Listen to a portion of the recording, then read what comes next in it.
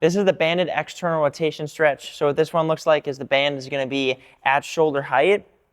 And then from there, in terms of band resistance, you definitely don't want to have a band too heavy, but at the same time, you don't want to have a band too light. So it's kind of in between. You have to play around with it a little bit. But fundamentally speaking, I would rather have you have a band that's too light than too heavy, just for, mitigating any risk for injury for the stretch. But just make sure that the band is able to tug on your arm a decent amount.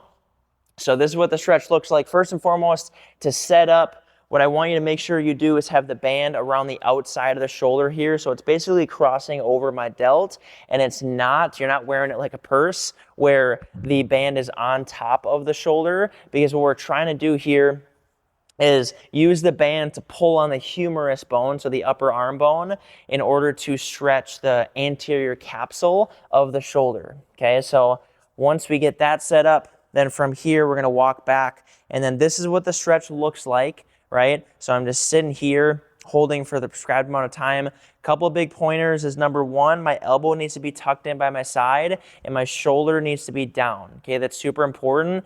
A common fault that happens is either people's elbows flares out like this, right? So we want to really force external rotation at the shoulder joint, and to do that, we have to get our elbow by our side.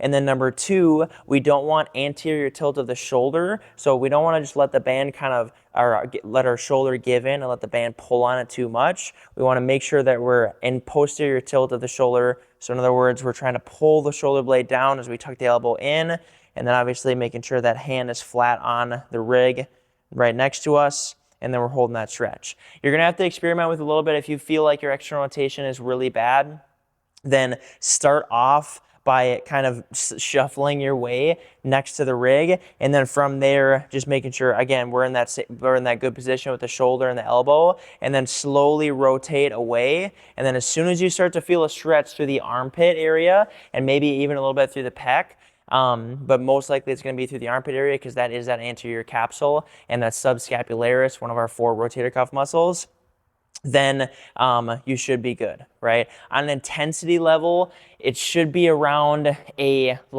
5 to 6 out of 10, right? Where 10 out of 10 is like, oh my God, get me out of the stretch now or else something's gonna snap. 0 out of 10 being, you don't feel anything, okay? So 5 to 6 out of 10, and yeah, that is the banded external rotation stretch.